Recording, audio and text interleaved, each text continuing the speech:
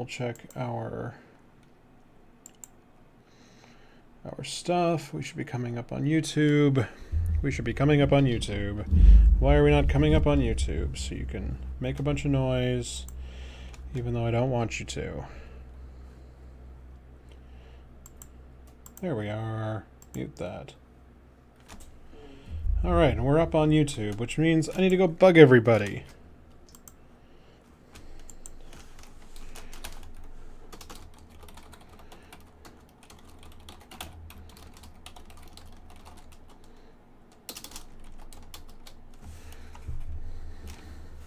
Hello, everyone. Let me get the spam figured out, and we will start talking.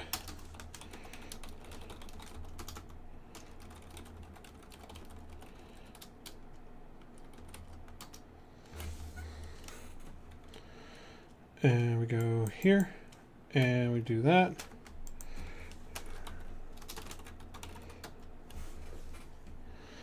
And then we tweet about it.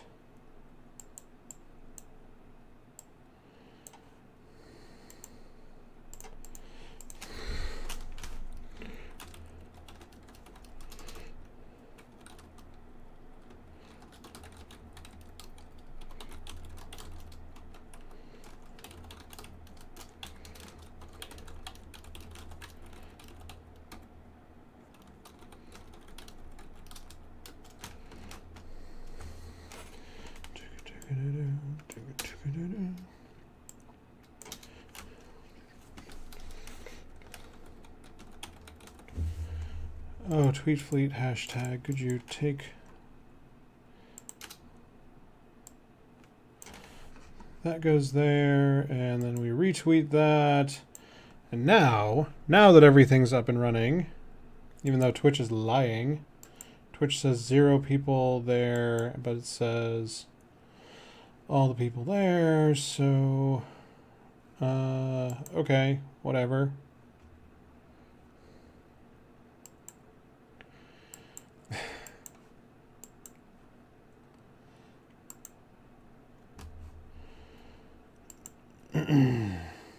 Good evening, Internet.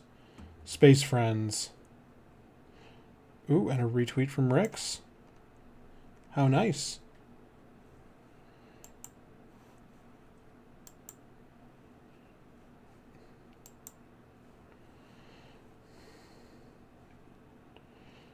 The fuck is a channel feed?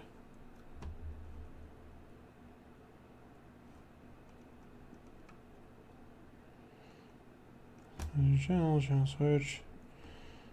Our desires. Oh, don't give a shit. We're not using that. That's a pain in the ass.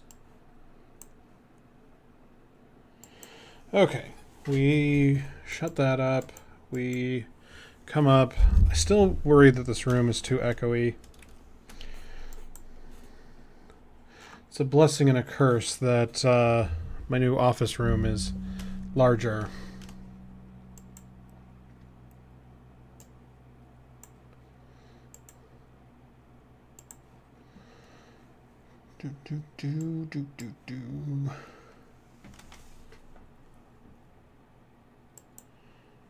Who the fuck is that? Oh. Weird tweet fleet. Okay, whatever. Thank you. All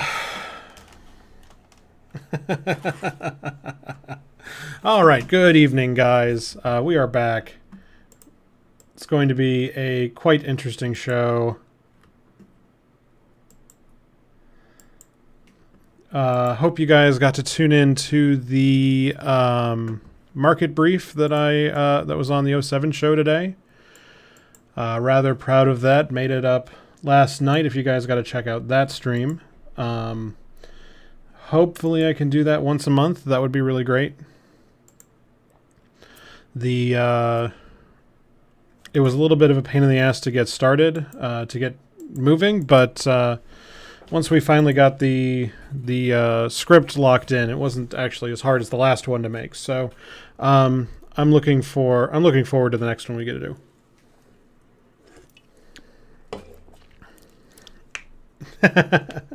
Sorry, dude. I never know who's... if it doesn't say Tweet Fleet on it, I don't know who it is.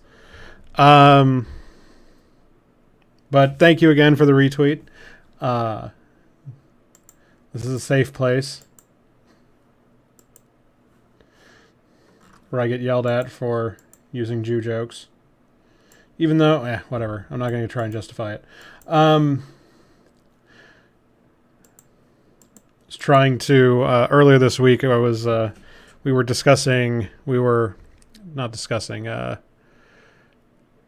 speculating about CFC inner workings, and I made a mention to Jew Fleet, and people were like, I'm like, no, that's what they call it. Okay, I'm sorry. The economic arm of the Imperium.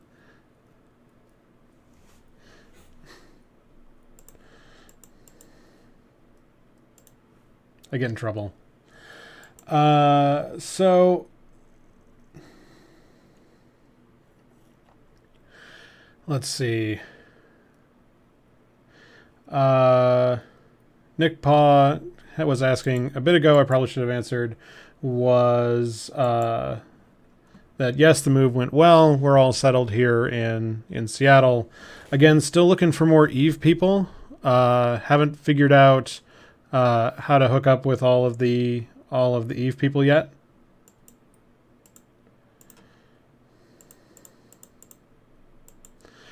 I would really love a chance to go have beers with people, but I don't know the good places to have beers. So that's the only reason I haven't just said, meet me at blank and blank. Might try to figure out something for Emerald City Comic Con if you guys are coming up through town. That would probably be the best place to meet up with stuff. Let's see. The new job is pretty amazing. Still trying to figure out what the hell my slot in the team is. There's a lot of cool stuff to do, and I'm about 50-50 on... I was having this revelation with Ashtarothi earlier today, is that I feel about 50% of the time that I'm a super genius. Like, I got sent a series of schemas for a data warehouse, and I'm almost punched the guy. And I'm like, yeah, okay, so I do know how to fix that. But then I'm terrified because the actual thing I have to do is not just fix that one problem, but design an entire data store system that will let us push and pull the data through an API. And I haven't really had a bunch of experience designing good APIs. I can barely design decent class code, object-oriented code. So it's interesting, learning a lot. Definitely an interesting team. It's weird working at this small a company because there's a lot to do, and there's still a lot of brilliant people, but we're all kind of faking it, I guess is a way to put it. I don't know how else to put it. It's a different experience. And I miss Colorado with you guys too, and I wish I could come back. Maybe in the next step we make. The fuck is casting that shadow?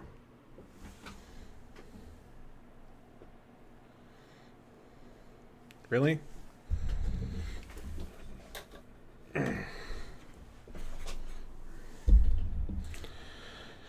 There we go. Maybe I won't get the crazy shadows this time. What else?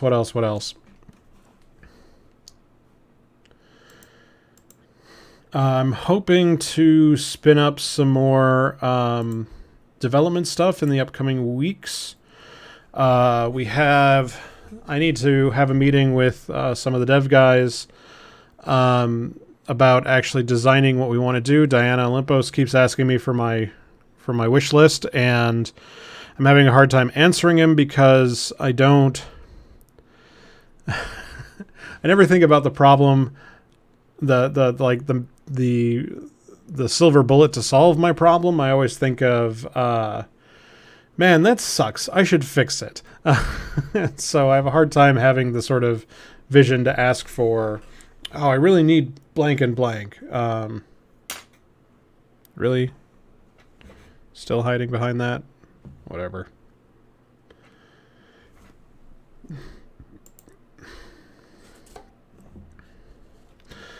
Have a couple of pieces I want to work on, and have some really good ideas that are just clawing at the base of my brain.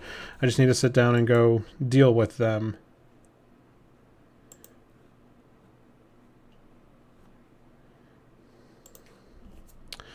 For everybody who has not tuned into the show before, welcome. We tend to run about 45 minutes, starting at the top of the hour. We're going to go through all of the market news that's fit to print. It takes about 45 minutes. I don't tend to answer questions from the chats during the show, but I will definitely do a Q&A after the show. All of the charts are made with, right now they're made with R, and there's a statistical analysis package that is run in Python, but we've been relying on it less and less lately. That will change as I rewrite the stats project. I've spent the last 6 months off and on again getting the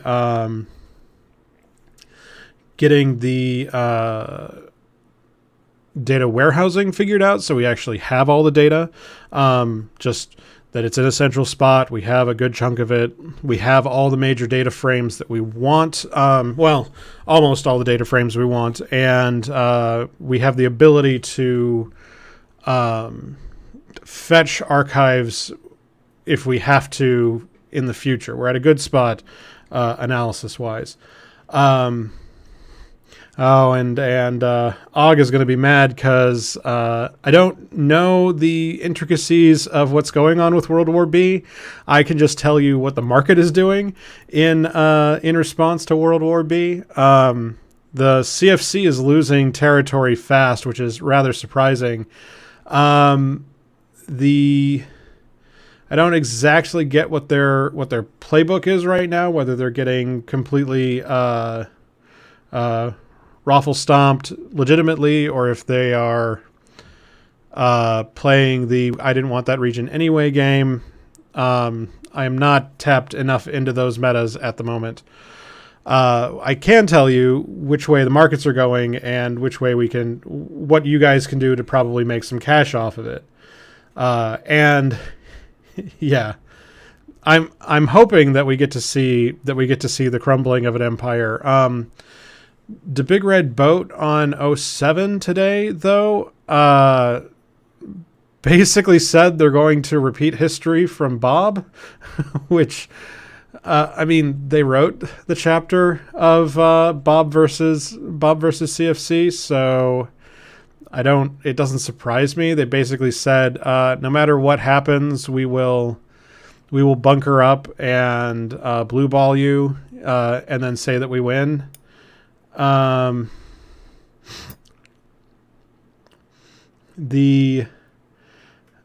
don't know. The 07 segment was weird, to be completely honest. Also, the Money Badger Coalition seems to be on the backs of some mercenaries. There's a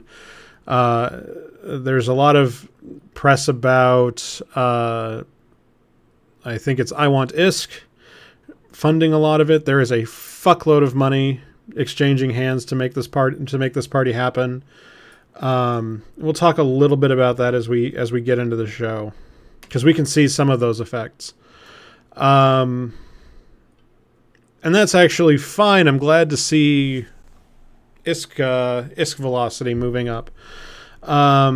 I don't know if that's going to show up on the market. We're going to have to bug CCP Quant to release the March information here soon. I'll have to bug him.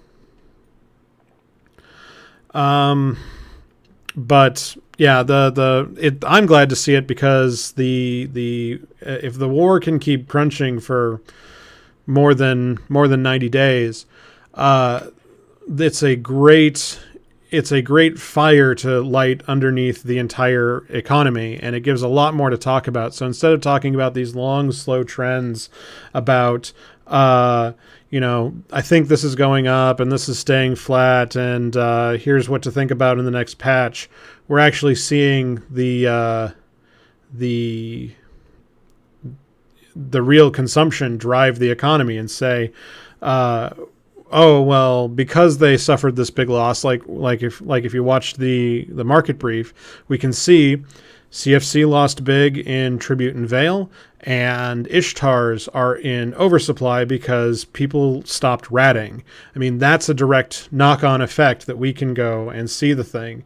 So I'm glad to see it, because the more fighting and the more violence there is in EVE in general, the more heat there is in the system, and there's more to talk about here in the show. It gives me content. So I hope they keep fighting forever. I hope the war just drags on for frickin' ever. It won't. At the rate it's going, this is the fire that burns brightest, burns short, the candle that burns brightest kind of thing. But yeah.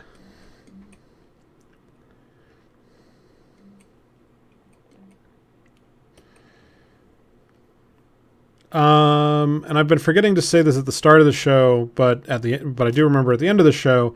If you guys want to follow what we do here, one, the best place to do so is on the Tweet Fleet Slack in the Prosper channel. Information on how to join should be linked down below. Two, you can follow us at Eve Prosper. That's all you got to remember. That'll get you to Twitch, Twitter, YouTube, and the blog, where we post content is up on all platforms. I've been neglecting the blog, but if we get back into dev work, we should start seeing some more articles come out. And I release graphs and stuff on the Twitter account periodically, so be sure to follow there. You can contact me in game. Feel free to do so. Just understand that I am super slow to respond. My notifications on EveMon are garbage, and I only log in basically once a week for this show. So if you guys want to get in touch with me, feel free on any platform. I do try to respond to everything. I just am slower on some platforms than others. And then if you want to support the show directly, we have a Patreon, and that keeps this as ad-free as I possibly can make it. It keeps all of the licenses paid. It pays overhead on servers and stuff. That's my shill for that. If you want to support us, patreon.com/EveProsper. It really does mean a lot.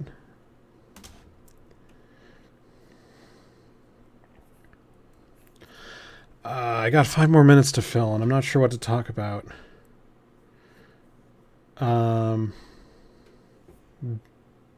BI. Business intelligence?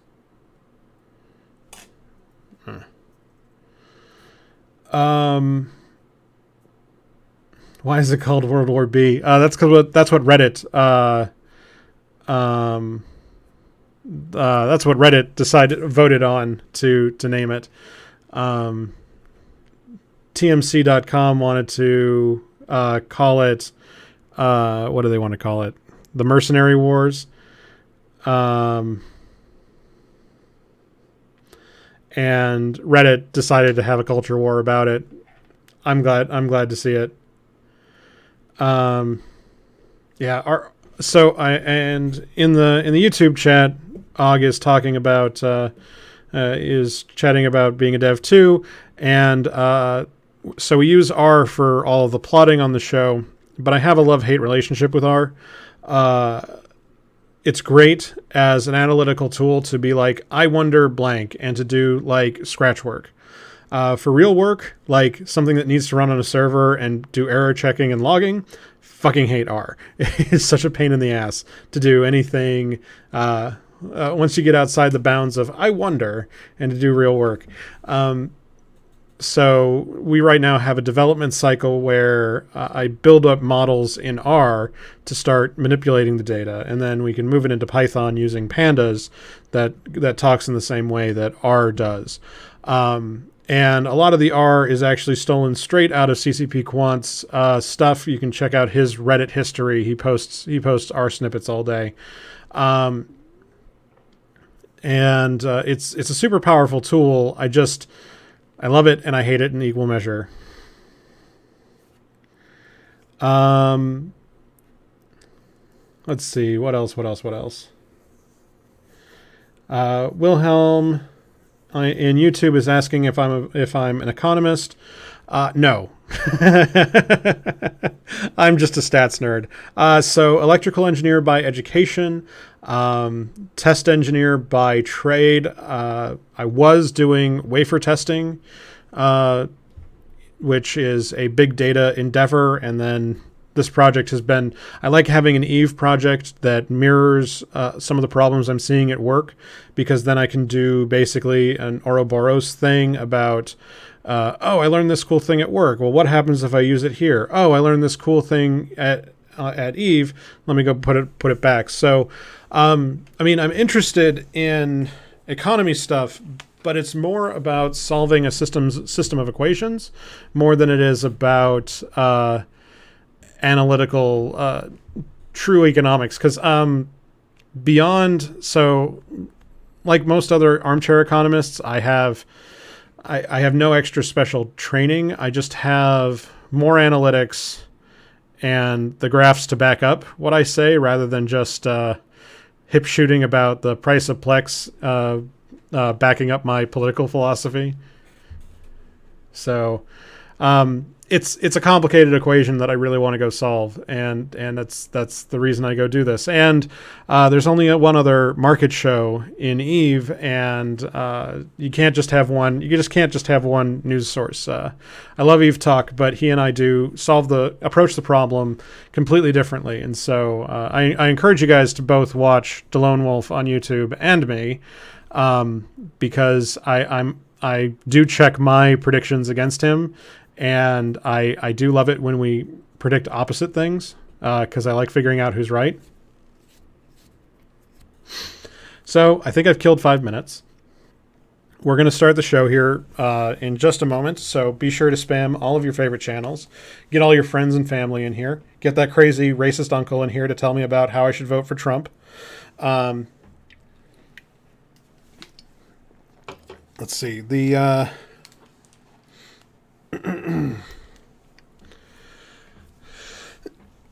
Again, if you just tuned in, welcome to the show. We're going to start here in just a minute. Quick rundown. Show runs about 45 minutes. We're going to go over market news, and we're going to go... Oh, shut the fuck up, Hoots. We're going to go over market news. We're going to go over in-game news. Takes about 45 minutes to get through. I don't tend to answer questions during the show, but I will. We will have a 30-minute Q&A after the show, so keep active in the chats. I do read them. Be sure to follow the show, Eve Prosper. Follow us on the Tweet Fleet Slack. Information's down in the doobly-doo. And the charts are made with R and Python, and yeah, I think that's everything. So let me get the recording started, and don't forget to actually start recording, and we will make this show happen.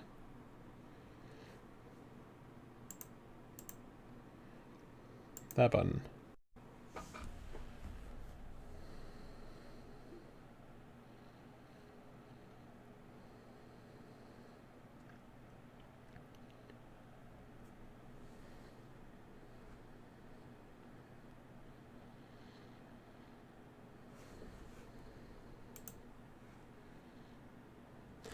Good evening, and welcome to another episode of the Eve Prosper Market Show. I'm your host, Lockefox, and I'm here with all of the market and in-game news that you need to go into the weekend to start trading. We're going to start where we usually do talking about some quick show news. First, I want to thank everybody who's tuning in after our latest market brief on the 07 show. Welcome to the show. It's glad to see everybody there. A ton of people got a ton of great feedback from that show. So I'm glad to see you guys here. Next, if you guys want to follow the show, the best place to do so is just remember Eve Prosper. That'll get you to Twitch, Twitter, YouTube, and the blog. Post regularly on just about all of those platforms. I know I have been slacking on the blog, but we'll have more news soon. Trademark. In other news, let's see, what else did we cover? Cover that. I don't have my handy dandy show notes, so I'm screwing this up. Yeah, okay. And then to wrap up real quick, the show is provided as ad-free as we possibly can, and that's thanks to our patrons at patreon.com/EveProsper. They keep the show on the air. They pay for our overhead and the licenses and keeps everything running. If you can support us, we encourage it. And if you can't, just tell all your friends to watch Eve Prosper. So with that, we're going to go ahead and get straight into the news. Just cut straight to the meat of it. And the big news, the huge news coming out right now is the Money Badger Coalition versus the Imperium. The big, great war that we have been dancing around for the last 6 months has finally come to pass. CFC is losing big time. They lost Tribute they lost Veil of the Silent and are currently losing Tribute. This has been showing huge ripples in the economy, and if you've been on the Eve Reddit at all, it is a propaganda machine. I encourage all of you guys to go check out the latest Scope video, which is going into some of the politics of it. If you guys aren't following, Rooks and Kings did a great video. I'll try to link that in the show notes. In the show, and there was also a FC shootout on the 07 show between the Big Red Boat and Villy, talking about who's going to enjoy a cultural victory in this giant war to end all wars. It's definitely going to be worth tuning in, and I am glad to hear it because the more activity in the game means there's more people interacting with the market, which means the higher the ISK velocity goes, the more action there is to talk about here on this show. So war is good. I'm more than happy to see it. With that, and then one piece that I didn't get any slices to share with you guys is CCP Fozzie announced the faction level Citadel, extra large Citadel, something that should cost on the order of 100 trillion ISK. It's really great. You should go check it out on the 07 show. It's about 45 minutes in. I know he is fond of doing April Fool's grade releases that are actually true on April Fools, so I'm glad to see it. Our friend of the show, Ash Dorothy, went ahead and broke the story on Crossing Zebras, and I encourage you to go check out his article. Unfortunately, I didn't see any pictures of any, so hopefully they'll release that by the time we see FanFest. With that, I know why you guys are here. Let's talk about Plex. Plex is the big mover and shaker. So last week I said that we were going to end up in a stable band right around 1.15, and unfortunately it looks like I was wrong. Plex is in an extremely strange state at the moment. To be honest, what I think we're looking at is a liquidity squeeze, where people are looking to get their hands on as much ISK cash as they can possibly do, and this is causing a surge in demand to to transmute Plex into ISK. So this is putting a lot of downward pressure. So if you're in the market to stock up on Plex, we're again at a good minimum to start buying. Under the 1.1 mark is definitely a buy in my book. I had forecasted a 1.15 or a 1.2 price in the market brief, and I still stand by that band in or around FanFest, but we're in a strange spot where Plex is not acting as it usually does. If we look at the 1 year view, we can see that this extended downward trend is rather unique in the history of Plex. I really should go pull like a 2 year view to really show you guys just how anomalous this is, but we are seeing a huge liquidation of Plex at the moment, causing an up valuation in the actual value of ISK. As the return on Plex lowers, the dollar value per ISK rises. And I think this is a good thing to see in the long run. But this trend is particularly strange, and it has not been repeated elsewhere in Plex history.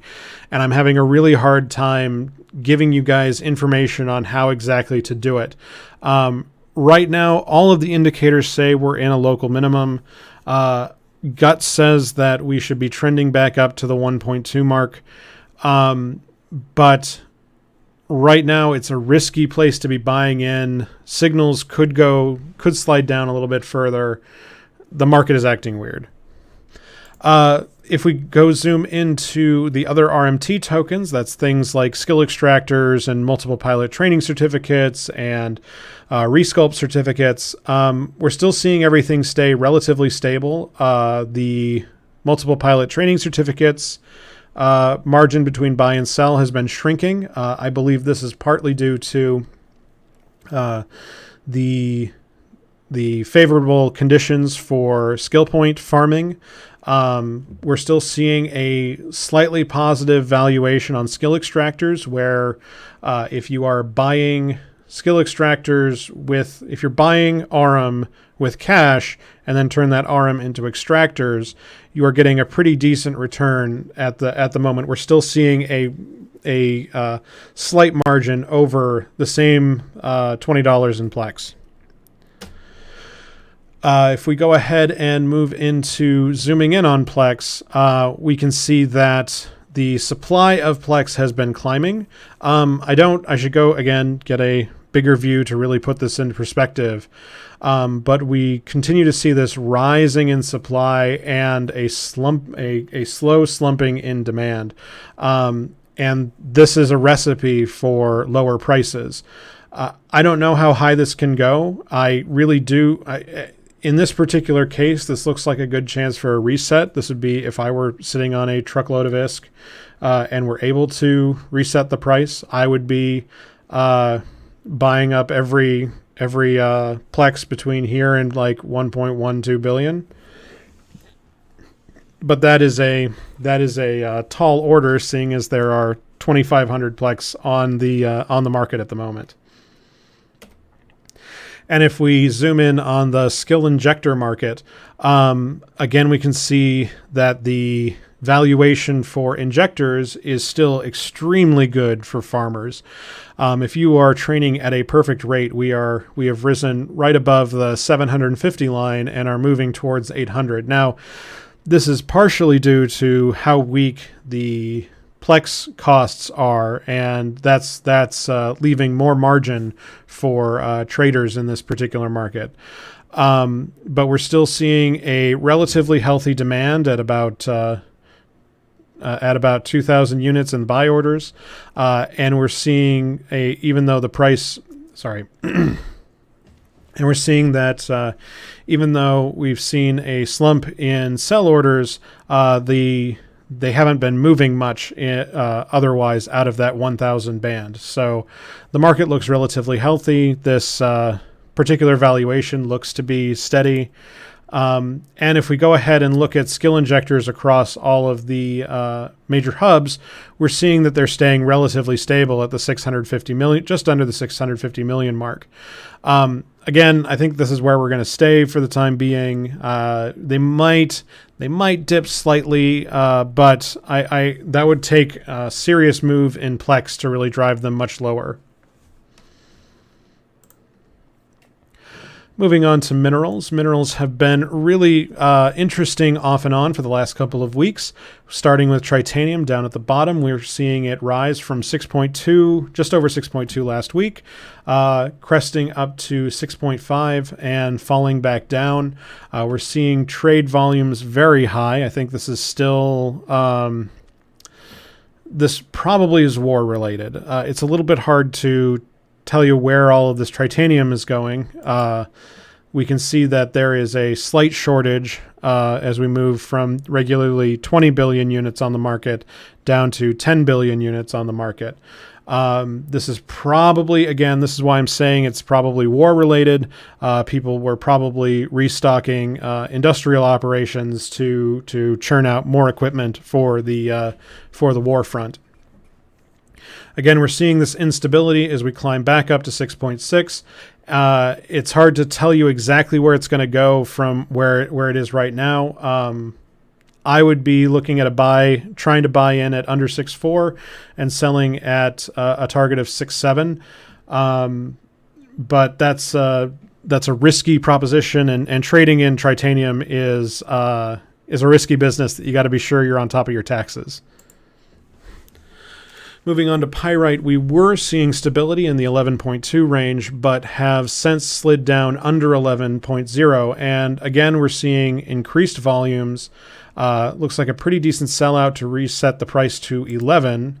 But again, we're seeing that a dip in supply, not as strong as titanium, but significant enough that we're losing about 2 billion units off the market that should have been there. So again, you can see, looks like it was a buyout that moved the price up.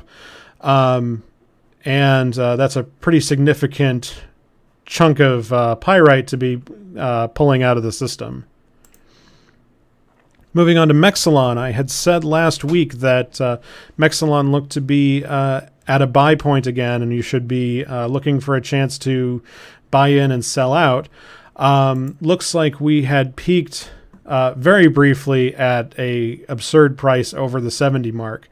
The actual sell orders continue to stay relatively healthy in the just under 65, and it looks like we're heading back down again. We're seeing a slight oversupply, and this might be due to evacs in Vale and Tribute bringing stockpiles of what tends to be kind of a pain in the butt material to deal with in nullsec back to the regular market. We're going to have to look at this for another couple of days before we really can tell if this is a fluke or a trend.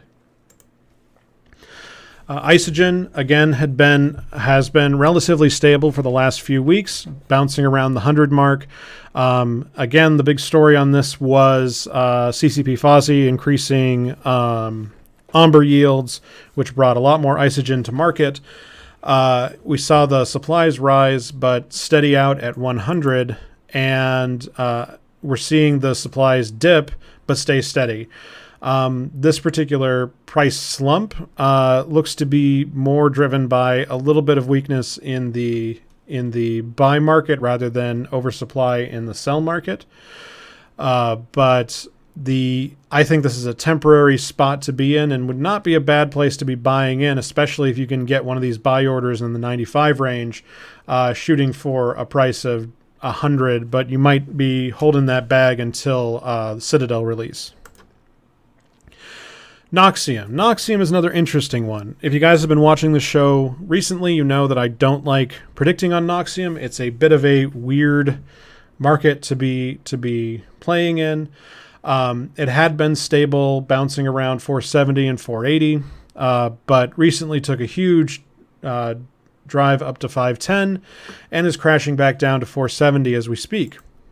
If we zoom all the way in on it, we can see again what looks like a buyout shortage where someone was buying out the entire market Again, probably for industrial purposes. I have a hard time believing this was really a speculation target. And right now we're seeing the volumes recover. Again, I think that Noxium is going to go down in the upcoming weeks, especially if Imperium has to do more evacing. As a higher-end mineral, I expect this to be in oversupply as stockpiles come to market and get liquidated. So I would keep an eye out on this. The prices should be coming down. If you were bought in, please, please, please get sold out. Zydrine. Now, Zydrine, again, is a product I have been complaining about for months, that it's been completely weird and that the price of $1,400 is too damn high, and it's finally been coming down off that high.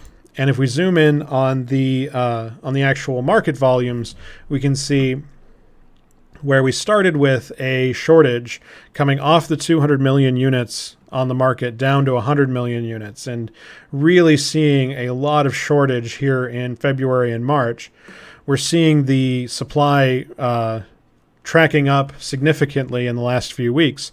I think this trend is going to continue up, and I'm going to be aiming for a target price of 1,000 in the upcoming weeks. I think we're going to see a lot of Zydrine come to the market in the next 3 or 4 weeks, and we may rise to north of 300 million units on the market, which would put a lot of downward pressure on this particular product.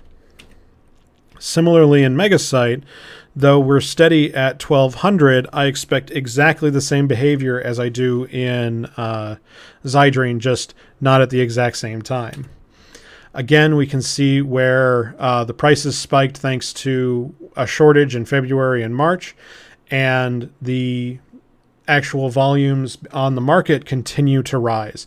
And the current level of 150 million units on the market right now, I think is going to keep going up with a target of 250 million. Again, putting this at a target of somewhere in the 1.1 to 1K mark in the upcoming weeks. I expect this to happen by Citadel. And then last, Morphite, which unfortunately my filters did not unfilter that particular dive bomb. Morphite is a little bit of a weird one. If we zoom on in, so I was expecting with all of the fighting that Morphite would track up, but we're seeing a lot of supply come to market. So we can see sort of two things going on. One, the supply of Morphite keeps tracking up. This is what's mainly driving the price down. But at the same time, we're seeing a surge in buy orders, where our steady state was in the 3 to 4 million mark. We're now just above 5 million, and I expect that to track up to about 6 or 7 million in the coming weeks, especially if the war keeps grinding on. I think this will, one, as long as the war keeps going, that we will see supplies start to diminish, and I think we'll see demand start to grow, and this is a recipe for prices to go up. So I'm putting out a buy order on Morphite. We might still dip below. If you can get a buy order at 10K, that's what I'd be targeting. We might slide just under 10K before we go up, but I think that this price will go at least up to the 11K mark, if not a little bit north of that. Moving on out of minerals, I've gone ahead and cut the usual all the minerals in one plot thing. I don't really love that plot. I'm just going to go ahead and cut it. If you're really mad about it, leave me a comment telling me how the mineral graph needs to come back. Moving on to fuel. Fuel is again interesting. So put on your tinfoil hat with me for a second.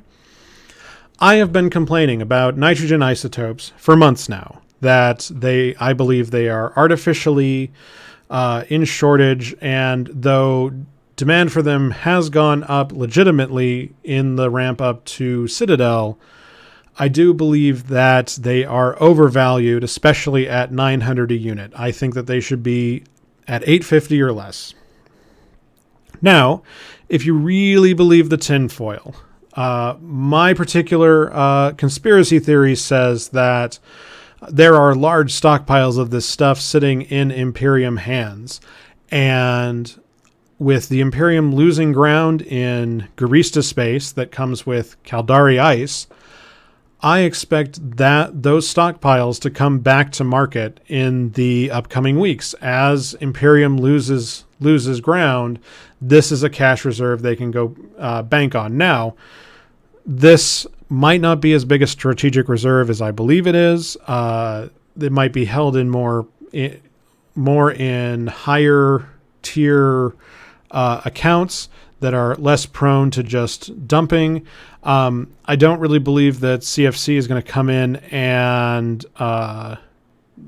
pull a Saudi Arabia and just flood the market and say F you in sort of a guerrilla market move, because I think they have bigger fish to fry at the moment. But I expect this to come down off its particular peak. Now, the problem is that we're running out of time ahead of Citadel, and once Citadel hits, we're going to have a new normal isotope demand, which could move the prices completely independently. So putting a real price target on this is going to be extremely difficult. But the way that the shortages have been for since November, I really do believe that there is going to be a spike of supply coming to market if Imperium continues to lose ground. If we go ahead and look at fuel blocks real quick, again, we're seeing they're basically mirroring the isotope markets. We're seeing extreme strength in the Amar and Minmatar fuel blocks. Again, this is probably due to the towers changing hands out in the war zones. A lot of Minmatar towers tend to be a popular Death Star option, and Amar tend to be a good generalist platform if you're deploying, so they're a good strategic tower to have handy.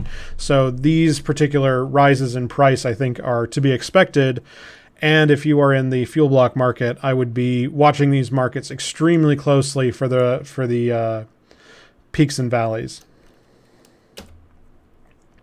And then just a real quick deep dive back into nitrogen isotopes. Again, we're seeing the supply was rising into YC 118.3, and we're sliding back down under the 200 million mark. We were at, I think, 300 million before November. So that's where I expect this rise to come. Will it actually show up? Again, I think that's more tinfoil than reality at this point, but I will be keeping a close eye to see if I'm right or not. And then last, strontium, which I think deserves its own look into. Again, I completely screwed the pooch on telling you guys where the targets were for this. I had said that we were going to level out at 4K. I thought we were. Demand and supply look to be reasonably balanced, even if buy orders are so much healthier than sell orders. But prices keep climbing and supplies keep dwindling, so we're above 5K at the moment. Not really sure how to tell you which way it's going to go from here, because we've broken most of the models, and I don't know if they're going to be fixed again for another week. And then that took a lot longer than usual, onto the outlier analysis. We're going to start where we usually do, looking at moon products. The interesting ones this week are the spike in ceramic fibers.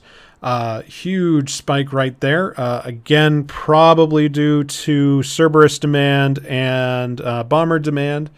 We're seeing fermionic condensates spiking. That's probably due to dysprosium. We're going to talk about that in a minute. Or somebody's going to tell me that dysprosium isn't in fermionic condensates. I'm going to look like an idiot. Photonic metamaterials is falling, and it's going to keep falling. So if you guys were in that market, I would get the hell out, because photonic metamaterials are going to be you're going to have a bad time in the Galente stuff. So let's do a quick look at dysprosium. Like I said, we are seeing it rise. This is to be expected as As moons change hands and supplies become erratic, I expect the prices to become just as erratic. I don't expect demand to change. The demand should be relatively flat, but supply could be particularly bumpy in the upcoming weeks. Phenolic composites, again, had been trending up extremely high and has been slumping back down. This is probably due to an oversupply, but I didn't get a chance to zoom in further before the show. Moving on to P4s. P4s, I've been saying for months now, are a great place to be speculating ahead of Citadel. And I told you guys not to lose heart last week when the prices were dipping down. We're seeing the prices bounce back up again. We're seeing a lot of volatility. And this is the advice I give you guys if you are invested in these markets, is be patient, watch for spikes, and sell at the top of these things, expecting not to go higher than the current peaks. So, for instance, if you're bought in on nanofactories, I would be targeting that 1.5 million mark as a sell, and just leaving that up on the market and hoping that we rise into it, your stuff gets bought out, and you walk away counting your money. There is still a chance that we will see big fluctuations after the Citadel release, but I have a hard time really believing that we're going to see a huge shakeup on Citadel Day, since the Citadel release is actually 2 or 3 months later than I think we were all expecting it to show up. So this has given most of the people who want Citadels time to plan and time to execute. So I don't think it's going to be as erratic as some of the other pundits might say. Moving on to ships, we're looking at bombers. Like I said, these are a great place to look at the general health of the Tech 2 market. And prices are tracking up, especially if you're in the purifier market. Prices are over the 30 million mark. So glad to see these things moving off the shelf. I expect the market to get really unstable if things are I expect things to get more unstable as fighting continues, because this will give a chance as the price spikes up for producers to come in, and there will be the back and forth that happens when the market and producers do not agree. I expect targets of 30 million on all of these. If they'll hit them, it's kind of hard to say. I like the Hound. I like the Purifier, less so the Nemesis and the Manticore.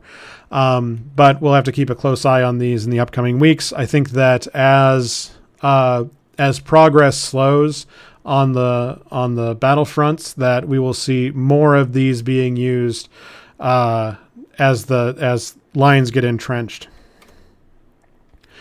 The Gila is another interesting one. It's been tracking up. It looks to be in relatively stable demand, but with the shakeup in the Garista regions, the supply chain is falling apart. So I wish I had called this one earlier, because there would have been a great chance to buy in back in March, and we've just kind of lost the opportunity to do so. So if you can get them at 200 million, that's a buy order that I would put in, and I'd be shooting for a price of 220 to sell at, maybe 225. This one's going to be, again, a roller coaster up and down as the victors settle into their spoils. I expect more Gila blueprints to be coming out, which will drive the price back down again. So be careful about how much you put into this. But I think that up until FanFest, you have a good opportunity to be riding these waves between 200 and 220 million in the meantime. The Ishtar. Now, the Ishtar is the particular darling of this show. I showed it off in the market brief. The Imperium loves the Ishtar, and don't get me wrong, the Ishtar is a great ship. It's a great way to earn income without a whole ton of effort. But when you're when your home is burning down, you can't really be ratting, and that has left a glut of Ishtars on the market. So, do you guys want to buy in on these? I have a hard time saying yes. I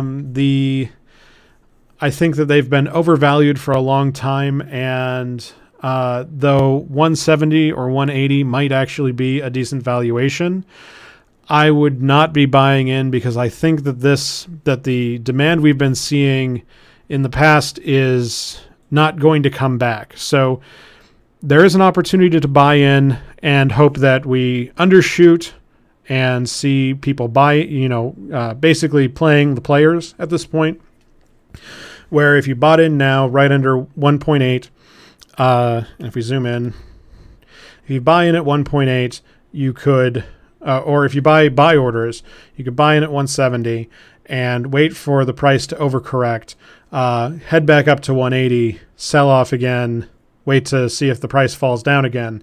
But that's a dangerous game to be playing right now.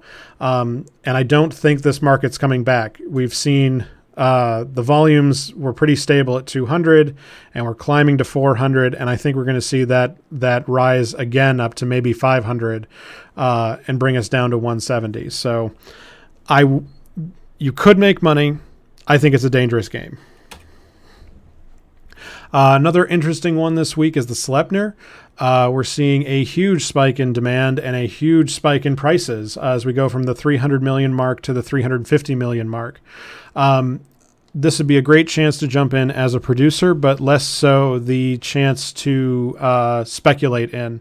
We're at a spot where it can go one of two ways. Either it locks in at the 350, 340 million mark, or it comes crashing right back down to the 300 million mark. I didn't see this spiking anywhere else, so I don't think it's part of a major doctrine at the moment, but I don't have the information to really back that claim up at the moment. So if you're a producer, I'd be looking into cranking out maybe 5 or 10 of these. If you're in the market, I would steer clear of this at the moment unless you're already bought in and you're a super genius, at which point cash out and take your money home. Next, the Omen is another interesting one. So I had attributed the last spike to material costs, and I think that's only part of the picture. We saw that volumes are up rather decently, but the prices are up way more than that. So we were at a stable point of about 11 million, and we've spiked up to 14 million. We're back down to the 11 million mark, but I don't know if we're going to see that demand come back. I don't know if this is which way the market's exactly going to go. It's a good chance to buy in if you think we're going to repeat this pattern, but I wouldn't, because I very rarely see patterns of 3. We see 2s, but not 3s. Again, that's tinfoil on my part. I'm going to be interested to see if I am wrong on this one next week. Last on our ships, we're going to talk about some electronic attack frigates. The Griffin, this is the T1 version. The Griffin, spiking up crazy. Looks like a huge buyout, probably due to a FU fleet sort of doctrine. The prices are high, but the demand has not surged to meet it, so I don't think the price is going to stay high. And the Kitsune, which is made of Griffins, had spiked similarly, but a lot more. So where Griffins rose a couple 100K, Kitsune rose a couple million. And they're tracking back down again. The particular behavior, again, I think is due more to an FU style fleet than anything. I really think this is just part of an FU doctrine as opposed to a sustained demand for the ship. These things are made of paper, unfortunately. So I don't usually you don't usually see them in large droves. They're very much a small gang kind of utility. And then last piece of tinfoil for the night is the tornado. We brought this up last week that it had spiked. We're seeing the volumes have continued to stay strong, and if CFC was not losing as much space as it was, I would be telling you guys to be worrying about the Bernjita season is coming around real soon here. So this looks like a spike ahead of the show. We tend to see it 3 to 6 weeks ahead of time. If you believe in the tinfoil, we might be seeing a Bernjita right before or right after FanFest, probably right after. So if I were Mini Love, I would be targeting the Citadel release to try and blow up all the people moving around high grade PI. But that's me, and I'm not Warakini. So actually, I don't think he runs Mini Love anymore. But that's at least what I would do. And holy crap, we have a lot of people live.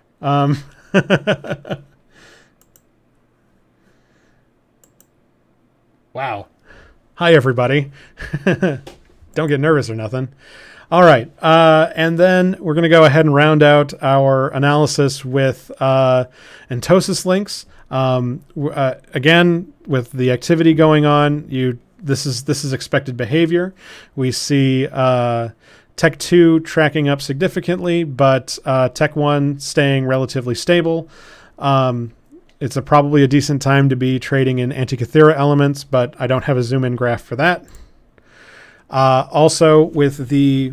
Oh, I should have put the Cerberus in here. I am so bad. I am sorry, guys. I should have put the Cerberus in here. Well, with the surge in the popularity of the Cerberus, which, if you had seen the market brief, I had put the Cerberus in that at least, heavy missile launcher 2s are tracking up as well. This is a great chance if you are a builder to be changing out your lines to go be selling off a bunch of these, because they're easy to produce, to get a lot of them off the line, and they are in high demand at the moment. So I think this is a good place for producers. Last but not least, we're going to look at a few... That is not what I wanted it to be. We're going to cut that one out because it doesn't actually say anything. The other interesting piece is the Dark Blood Stasis Webifier. We also saw other other faction interdiction modules have been flagging up and down in the last few weeks. Now, this is somewhat expected because of recent Tyroside moves, but the continued instability since the patch is weird. Like usually on Tyroside, we see it unstable ahead of the patch, and then the patch hits and we basically are locked in at the price. So I'm not sure exactly what's driving all of this instability. It's probably, again, that money is being pushed towards the major fighting going on at the moment. Last section of the show is our prediction review, where we find out if I actually know what the hell I'm talking about. First is the Gecko. I don't remember if I said this was a buy during the Garister event. With the announcement that geckos were being spawned, the price tanked to the lowest it's been in over a year. And it's been tracking back up to the 60 million mark. Again, if you're holding on to geckos in the hopes they'll be worth 100 million again, I think that's not a smart investment. Because if they get anywhere close to 70 again, they're going to get capped. Like we're seeing the same behavior here, where we hit like 55 and we say, oh man, I can finally get out at 55, and then it gets up to 60 and everyone's like, finally I can get out at 60. I think that this is going to stay depressed in the meantime, and especially once the Capitals release, I believe with Citadel, we're going to see a lot of downward pressure on geckos. So don't be holding out for 100 million. You're never going to get it. Quaff Zero is another one that had been in the Garister event. Again, I'm sorry everybody who bought in at 7 or 8 million, only to see it crash down to 6 million. Prices are still pretty good, seeing as the event is over, and it's a good chance to stock up at sub 6 million mark, 6 million, almost at 5 million if you're judicious about it. This is, I like Quaff Zero. It's a useful booster to have handy. I would stockpile it especially at 5 million a unit. I'm probably going to go after this show is done and grab some myself. I hazard to say that this is really a speculation target, because the best we can really hope for by the end of the year is to get back to maybe the 10 million mark. But I think it's a useful booster to have handy, and I'm glad to see it cheap, because I think people should use more boosters. And then last, just my personal one that I like following are jump freighters. We're seeing things stay relatively stable. I expect the Anshar to track down as photonic metamaterials come down and other Galente pieces come down. So if you're building Anshars, I would stop. I know that it's a 30-day process, so I don't know how much you guys can just ride out those waves. But I would definitely be... I would be cooking some. I'd be looking to put a couple in the oven in the next 2 weeks, in the hopes that after the fighting is done, I can go sell the products in May. But the jump freighter market is a complicated beast, and I think I'm the only one. I'm like one of 5 people who really care about it. And I have teased this for frickin' ages, but I finally have enough data to do it. We have a violence report this week. I've been teasing it for over a year, and we finally have one. It's not a very good one yet, because I only just now got into the data. We just now have enough to really start talking about it. But now that we actually have cron jobs slurping down Z Killboard data, I can give you guys graphs about how much are being destroyed. So this is what I got. This is the top 5 most active ships in the last 15 days, and their kill counts and their value destroyed. Again, I didn't get much of a chance to really perfect this particular plot. This was just an experiment to try and do some stuff ahead of the '07 show. We can see that the Macarial dying in droves, the Cerberus dying in droves, the Gila dying in droves, and thanks to this, we can automate some of the zoom in that will help us show off some more of the big PvP hitters and get zoom ins on those week after week. So that's great. Next, we can look at active regions. I wanted to include several regions together so you guys could sort of put the pieces together.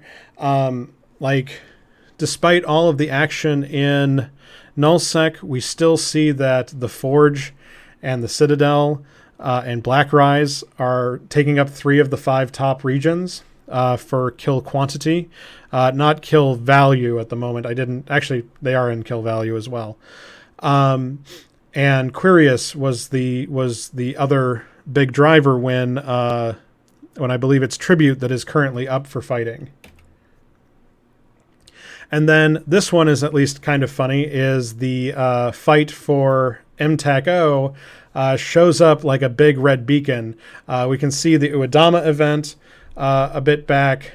We can see Tama is just always busy. Jita is always busy. But MTAC-O and L1Y showing up big time. So did I drop the stream?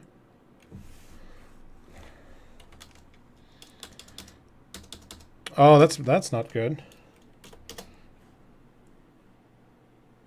What?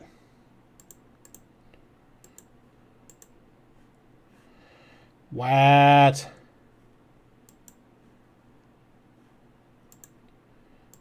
Twitch went away.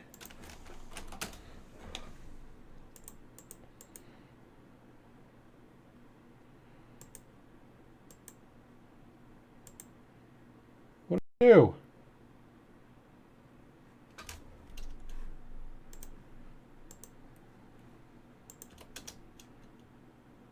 Come on. No. Yeah, I know YouTube is up.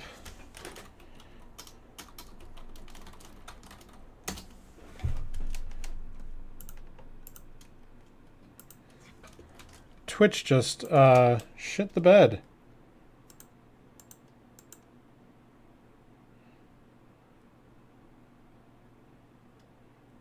Oh no, no.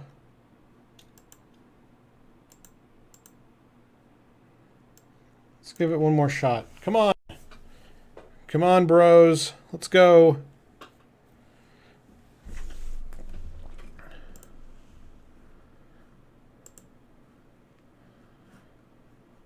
Come on. I believe in you. We should be up. Yay, we're back. And we're back. Ha! We're back. There we go. Okay. We're going to go. It's the end of the show anyway, so let me go ahead and wrap this up.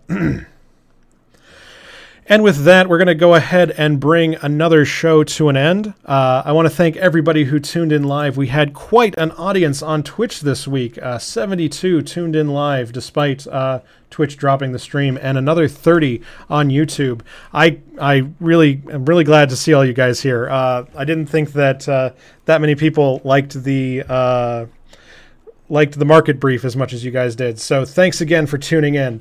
If you want to follow the show, the best way to do so is through Eve Prosper. That'll get you to Twitch, Twitter, YouTube, and the blog. We're up on all those platforms, and you can follow us everywhere. The best place to get in touch with me is on the Tweet Fleet Slack. Information on how to join is down in the doobly-doo below. We're on the Prosper channel. That is the very best place to get in touch with me. And last, I want to thank our patrons directly. This show is on the air thanks to our patrons. It's provided ad-free without gating, and it keeps the servers running and the talent paid and the, well, I say the talent paid. It keeps accounts open. It keeps the licenses paid. It keeps everything running. And I really got to thank our patrons. If you can support the show, we really deeply appreciate it. All of the upgrades here on the show are done thanks to Patreon. And if you can't support us directly, we totally understand. Be sure to share this among your friends and come see the dank graphs. Again, I have been your host, Lockefox. I want to thank everybody who tuned in live and say hi to all the people watching on YouTube the next day. I have been your host, Lockefox, and we will be back next week, same time at 0300 on Friday. Thanks again. That was like the worst sign off, but I don't care. Okay. And we're clear. And we're clear. Okay.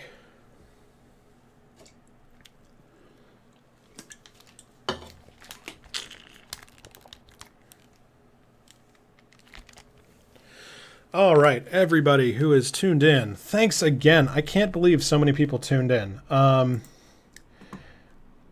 Usually we only see about 30 people, which is fine. I know that I have a niche audience.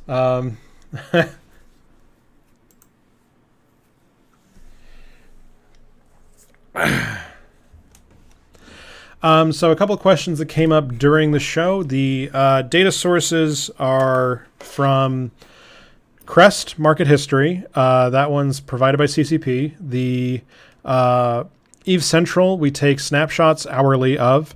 That's how we do the zoom in graphs. And then Z Killboard is where we get the kill statistics. All of that code is open source. Information should be down in the doobly-doo if you want to go and mess with it. It's open source, but it's kind of security through obscurity. I know it's not very good at the moment. We're working on some plans to really go from amateur, like what I want to do in the upcoming months, hopefully ahead of Eve Vegas, I think is going to be our target, is to basically replace Eve market data as far as a competitor goes.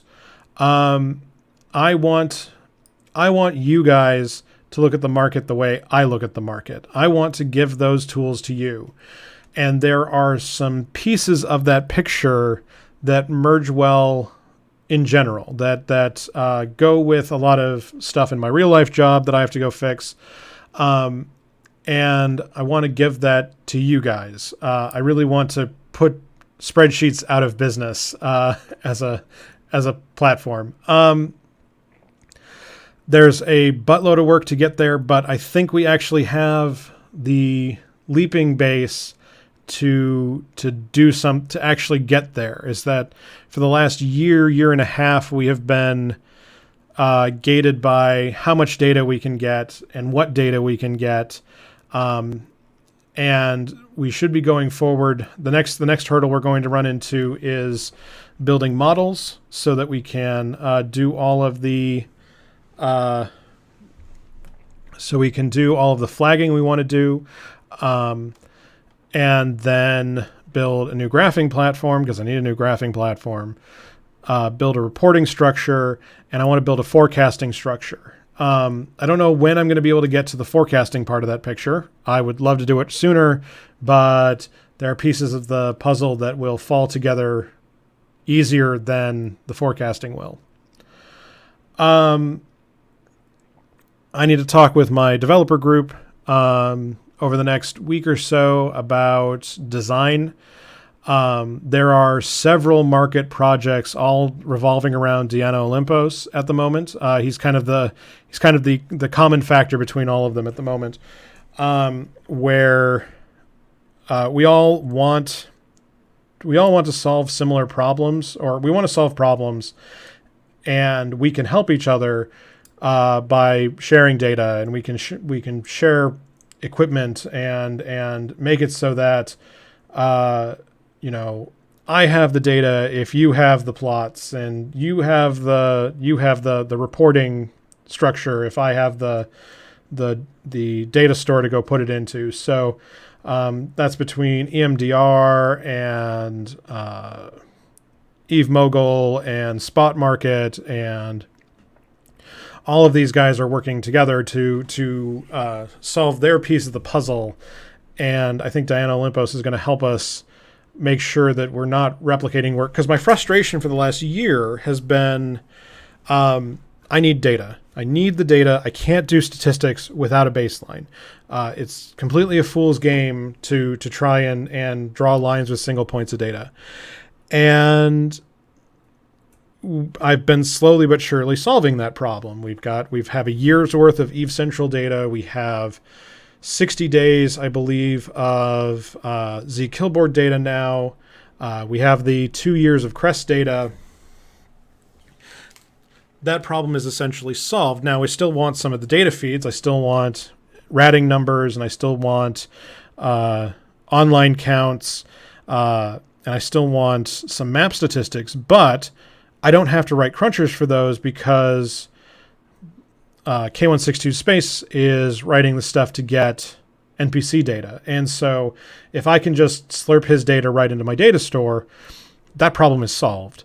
And if we absolutely have to, I can write a piece for getting the login data, but I very well, just as well, Blake could write it, and I could slurp it off of him. So we've covered most of the bases that have been strategically difficult to get.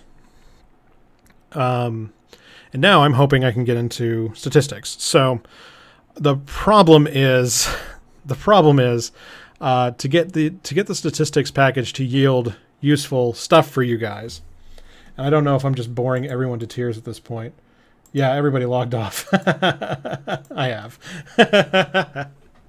The problem with the statistics package is it's going to be a lot of work before it starts yielding stuff, because I have some layers to build to make that as extensible as I want it to make it. Like, I really want to be able to dream up a model and implement it in like a week, rather than right now implementing a new model would require a lot of surgery.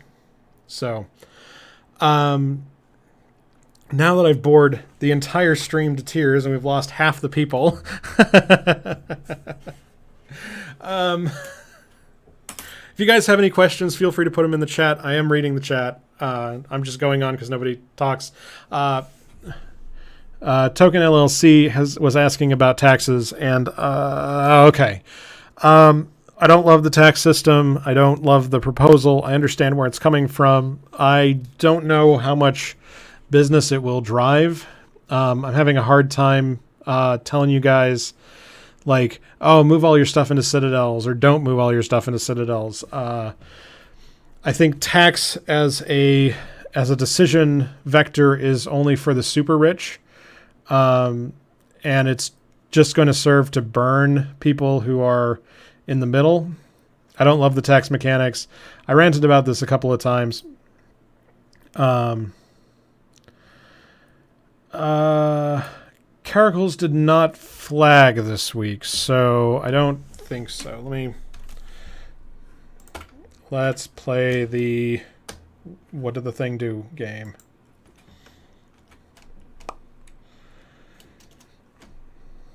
And you guys can see how I play Eve.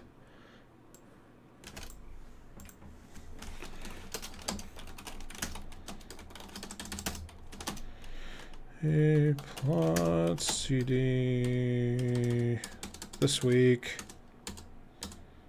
Oops. That one. LS. I think that's what it is. What is it?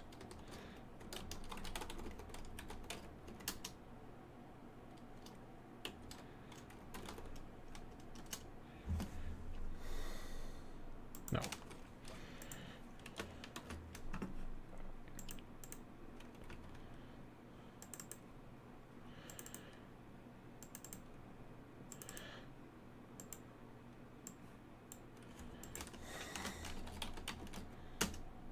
Oh, it did flag. What did it flag as?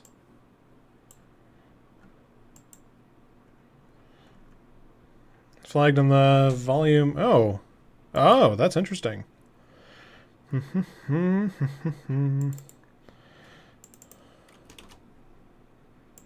Oh, wow. Why didn't that show up? Huh.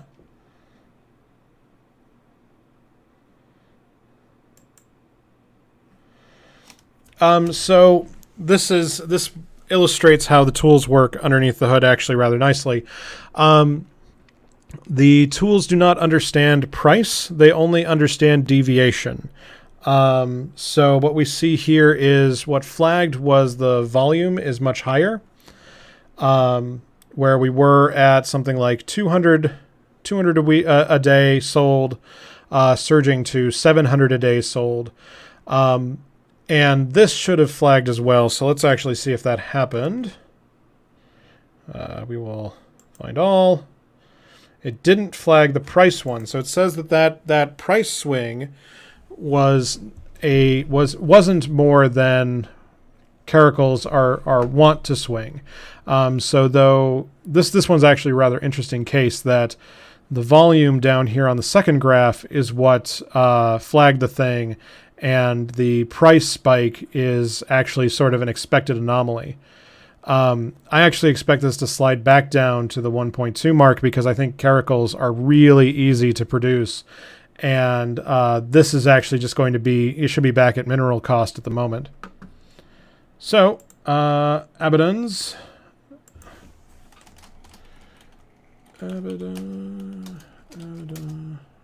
Abaddons did not flag, so we do not have them in our list. If you guys give me another second, I can pull up this, and we go get the type ID from here.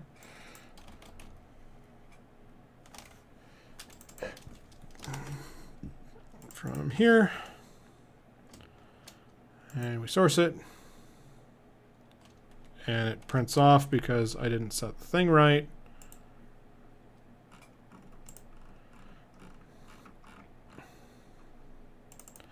Abaddon. Oh, that's a whole year's worth. Yeah, Abaddons aren't doing anything interesting at the moment. Volume is stable. Price is low. I'd actually expect that to turn around a little bit with the price of titanium tracking up, but that's not really going to move.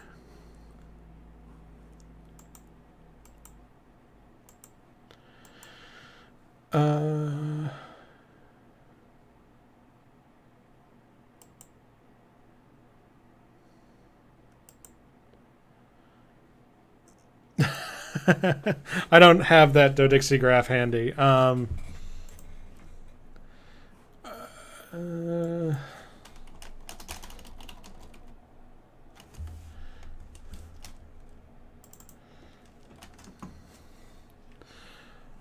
So that one, and then Dixie is in sync, right? Oops.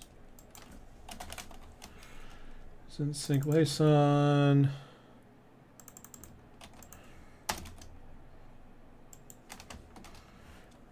So we do that, and we do that, and we run that.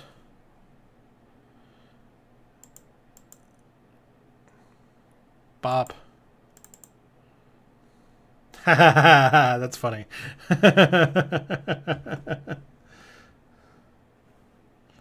Oh, actually, ANSI repairers, the drop tables changed in the last, either in February or in March. So they have been actually constrained lately. That's what's going on there.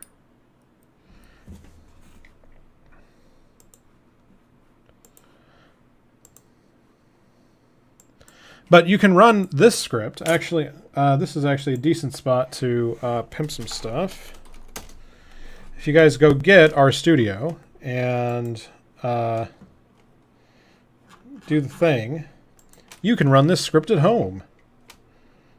You can do science in your own backyard. You can run this. Paste it in the chats. You just need RStudio and R 3 point whatever. You'll have to install it will complain about the libraries not being installed. I should update that to automatically do it.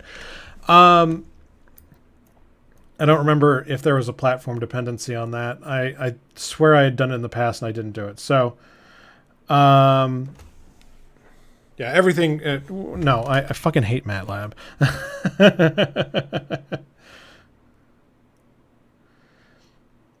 Oh, yeah, Freighters is another good one. I actually have that in the zoom-ins. So let's look at, not Anshars, they are obelisks. Obelisks. That's actually not what I would have expected. We're seeing a shortage in actual supply. I kind of would have expected the supply to keep climbing after the change. What about Charons?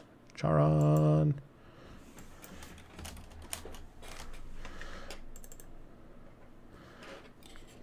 Again, a shortage. That's interesting.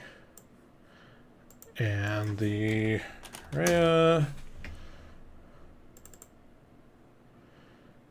is spiking in price because of another shortage. Huh, that's interesting. Oh, actually, no, I do expect this shortage because I expect people to need more freighters to mess with more of the citadels. That's why I expect it. And yeah, CFC's got to evac somehow.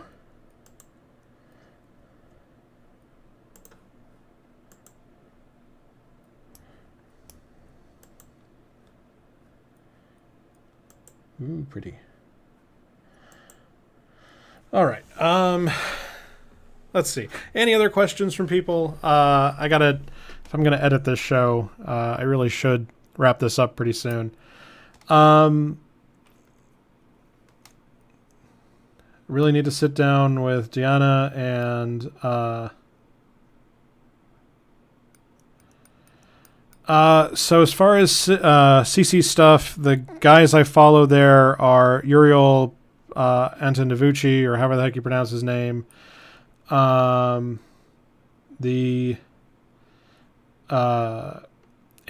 Johnny Pugh. I know he did one article about it. He hasn't done a second yet. Loud Noises asking if I am in the war. That would involve... I do not have the time. I do not have the time to participate in Sov War. I was in the Fountain War, but I did not... I do not have the energy to be able to do Sov War. But you're right. It does seem like CFC is just sort of rolling over, and I don't know if this is there are some pieces of the puzzle that we're not going to know about for another 3 months. Like where at the start of the Fountain War, they almost lost it at the start thanks to a pretty fouled up initial incursion. And I don't know if this is a repeat of that, if the Money Badger Coalition is really as strategically powerful. I'm not specifically sure what's going on. I'm not willing to put on the tinfoil hattery that they're like losing to on purpose. And I'm actually curious to see if Money Badger can keep the momentum for more than about 90 days. I'm hoping so, because if like VFK falls and we start retreating into more of the southern stuff, I think the fights are going to get more interesting. But that's going to spread. It's going to spread a lot of loosely affiliated groups very thinly. The more space they try to push up against, and I think that the Imperium is more than happy to write themselves the narrative that they win no matter what happens. And I think a lot of the line members are happy to drink that Kool-Aid, even if they know it's wrong. It's funny, and I think that funny trumps true. So I'm interested to see more. I'm not as plugged into this war as I usually would like to be. It sort of caught me off guard, to be completely honest.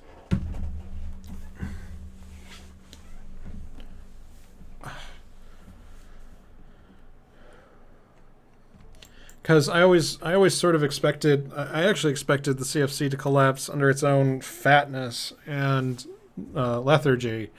Because I spent the last 6 months basically going up to every house on the block and throwing rocks and being a dick turd on the sidewalk without actually committing anything. And everyone's kind of just been like, yeah, you're just the screaming kid, and we know what you want is a fight, because a fight would be content, and the machine needs content. But it's interesting to finally see that somebody's pissed off enough to start hitting on him. And I worry that the Money Badger Coalition is going to run out of money. Because mercenaries are not a way to win a long-term strategic war. They're a good force multiplier, but I don't think that they win wars.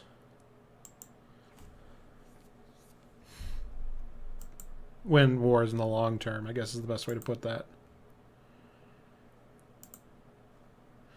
Oh, we're back up to 50 after I stopped talking about all my dumb, boring dev stuff.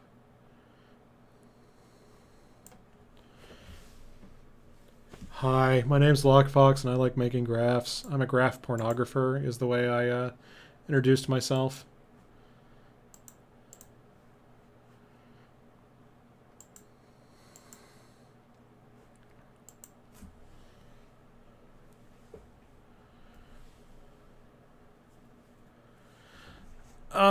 So Mio is saying that he expects people in the Imperium to only be on board as long as they're winning.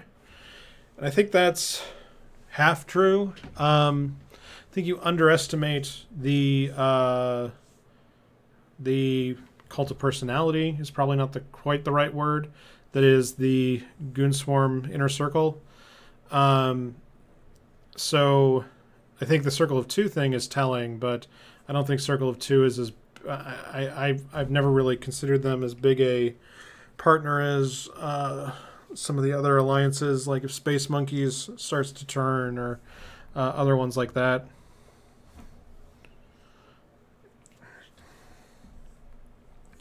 So I'm glad to see them getting kicked in the mouth. I think that they've basically run out of friends and just made enemies with everybody. So, the other thing I'm not following is is if the drone regions are going to jump in, and I really can't even tell you what that even looks like, because I'm not tuned into that political ring at all. I also think all of the drone regions are basically just farmers and completely hopeless for PvP, but that's because I was in CFC at one point, so I may have drank too much Kool-Aid myself. And to be honest, Vale and Tribute are some primo real estate, so whoever gets set up there is going to make back their money. Especially if they can turn the moons. There's a lot of very expensive moons. It's right in range of Jita. It's easy to service. It's a great region to hold on to. The true sec is high. I lived in Vale. Vale is beachfront property, in my opinion. So I'm interested to see where it goes. I worry that that before FanFest, Money Badger's going to run out of money, and this whole thing is just kind of going to fart to a halt, and CFC is going to declare a cultural victory again. So,